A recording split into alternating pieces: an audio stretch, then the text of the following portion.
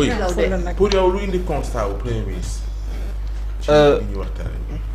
c'est un constat boo xam ne man gëm naa ne Sénégalais yu bëri def nañ ko mooy moom mooy ki nga xamante ne nii ak lu mën a xew suñu àggee en 2029 le président Bassirou Diomaye Faye dina rendre compte mais dama gëm ne Ousmane Sonko aussi dina rendre compte.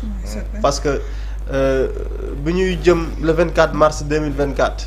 Ousmane Sonko bi waroon a nekk candidat nekkul candidat moo ñu joxoñ Sénégalais yu bëri le président Bassirou Diomaye Faye ba ñu fal ko def ko président de la République donc kooku dafa nekk responsable ci bépp acte boo xamante ne lépp lu taq ci état daf ko nekk di poser donc dafa am loo xamante ne nii moom heureusement que mu nekk premier ministre ba pare lu bëri ñuy prévoir sax ay réformes yoo xam ne dafay gën a dooleel premier ministre actuellement boo xoolee primature dafa surchargé ci liggéey bi muy def mooy lu bëri dañ koo jëlee feneen indi ko primature parce que jàpp nañ ne veille bi ci war ak sérieux bi ci war il faut que moom mu koy saytul boppam.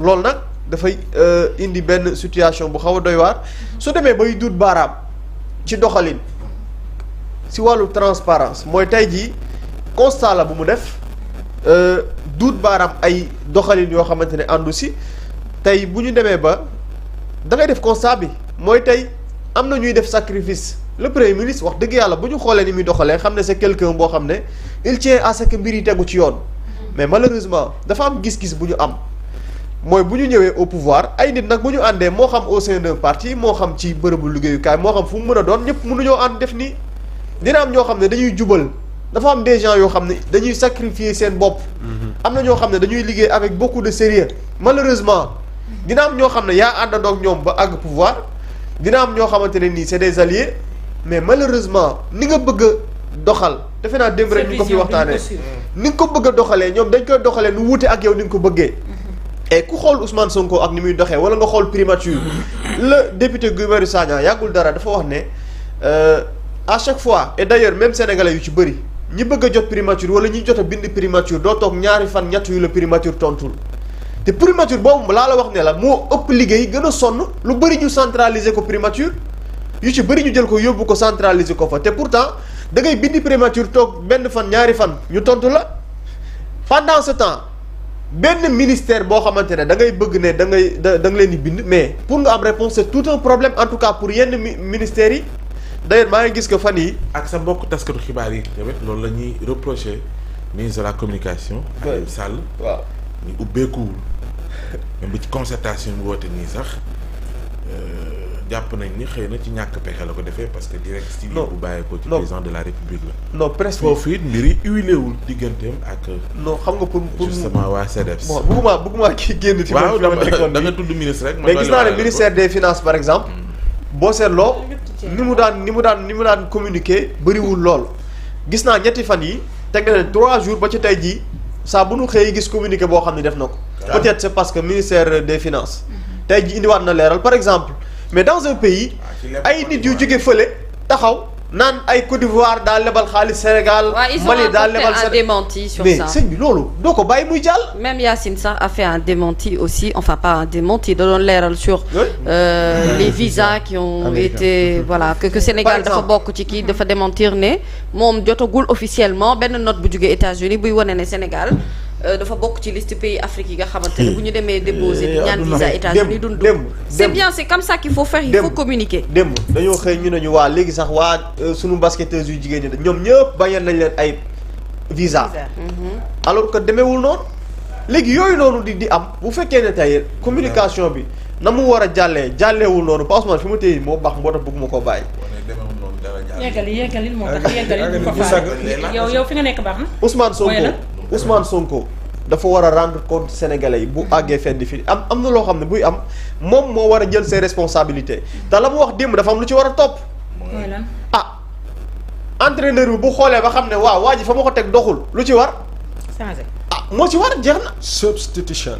bu premier ministre xoolee ba xam ne ñii kat maa leen tabbu heureusement que xëy na àggul fenn fi peut-être pour ñu ko ñenn ñi mën a déggee que àgg na peut-être ci yenn doxalin yu ñaaw yooyu déedéet waaye ni mu ko bëggee demeewul noonu mooy ni ñu war a toppee liggéey bi sérieux bi ci war a am transparence bi ci war a am gis na ci ay manquements yu grave comme ni ñu ko waxee ci communiqué bu conseil des ministres bi. donc loolu nag bu ñu ko gisee doxal nga ak lu teg dem nga ba ci kanam gis nga ne am na ñoo xamante ne ñu ngi doxal am na ñoo xam ne dañuy yoxoo mais da nga leen di pousse indi ñeneen. comme équipe football bu bëgg a gagné. am na ñoo xamante ne ñu ngi si doxal ni nga ko bëggee am na ñoo xam ne ni ñu doxalee des na pousse leen ngeen di ñeneen ñu leen gën a efficace parce que jamono ji réew mi fi mu toll xoolal li ñu toog di waxtaanee nii réew mi dafa soxla efficacité bu doon attaquant dama ne attaquant buy dugal leen soxla.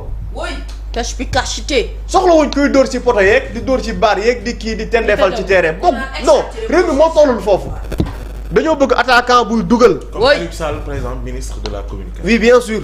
man gëm naa ne attaquant buy dugal kay boo ko soxlaa da ngay wut attaquant. jeex na mais déjà quand il parle d'inadéquation ñaari problème mooy posé wu.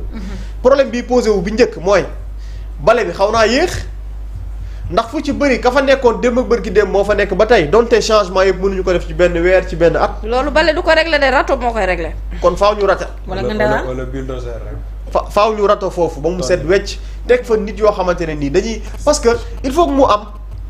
vision bi ñu am il faut que ñuy ànd ak nit ñoo xamante ne dañuy partager cette même vision et malheureusement que ce soit des alliés que mu nekk ñoo xam ne dañuy bokk sax même au sein de Pastef que mu nekk ñoo xam ne dañ leen fi fekk bàyyi leen fi dafa am ñoo xamante ne li nga bëgg a doxal bokkul ak seen gis-gis ak seen gëm-gëm. vous n'avez pas la même vision. bokkoo leen vision ci gouvernance ni mu war a doxee tey premier ministre yi muy wax naan ay transparence am na ñoo xam ne na mu doon doxee ci jamonoy Macky Sall loolu lañ xam. soo leen bëggee indi la yenn rigueur yi dañ naan mais kii xanaa dafa dof lan la ma bëgg a defloo ni xamuñu li nga leen bëgg a defloo da ngay wut nag nit koo xamante ne bu doon jeu la dama naan koo xamante ne li nga ko bëgg a defloo moom xam na ko comprendre na ko bëgg na ko doxal. et dafa am ñoo xamante ne partager vision bi mais dëgg mënuñu. ma ne ak ñoo xam ne. oui non vision kay bu ñu ko waxee kay ku mën a doxal. ci doxal mënuñu. d'accord c'est-à-dire. boo gisee muy wax ne dafa am ñenn ñoo xamante ne dafa am inadéquation entre poste bi ñu yore ak peut-être seen i compétence jël défenseur def ko attaquant. waaw léegi nag loolu nañ ko corriger. Habib Diarra. nañ ko corriger. parce que nee naa la réew mi fi mu toll. moo soxla efficacité. saa waay et loolu je pense que moom premier ministre. bu ci duutee baaraam ba noppi. li ci war mooy indi ay changement par rapport ak loolu et gën a. bàyyiwaat xel par rapport ak choix yi ñuy porté ci nomination yi. fexe ba lépp ñu tegaat ko ci yoon et que moom li mu comprendre mooy que dafa war a rendre compte et il doit prendre ses responsabilités ci lépp loo xam ne gis na ni lu yàq la mu teel koo changer balaa muy àgg fenn fi. damay partager ak yéen benn publication Bassirou Kébé boo xamante ne mu ngi ko def léegi di yàggul y a quelques minutes mu ne l'agenda de certains est de nous dissoudre dans la banalité. Le système isole. Embourgeoise, rend paresseux et ôte le courage. Mu ne il vous transforme en homme d'État sans saveur. Il vous isole de votre parti et de ses idéaux. Le plus grand risque, mu ne c'est de devenir des gestionnaires alors qu'on a été élus pour être des révolutionnaires. Le plus grand tort au peuple, c'est de ne pas prendre de risques pour ne pas perdre des privilèges. Le plus grand mal, c'est de ne pas incarner la transformation radicale parce qu'on a perdu le courage de tout bouleverser. La plus grande faute, c'est de se concentrer, c'est de se contenter de mieux que faire ce que les autres n'ont pas pu réussir à refaire. Ça résume tout ce que Momo vient de dire. Moom Kébé SNHLM. waaw moom Bassirou Kébé. J'ai adoré cette publication. waaw léegi nag. am na ñu embourgeoisie wu. système. nañ xoolaat affaire yi nañ xoolaat. ci fënax ñooñu ñaanal la ñuy def ba sekk leen. ñuy def ba sepp bi mooy xool lan mooy say intérêt et tu places tes intérêts devant li nga xamante ni mooy les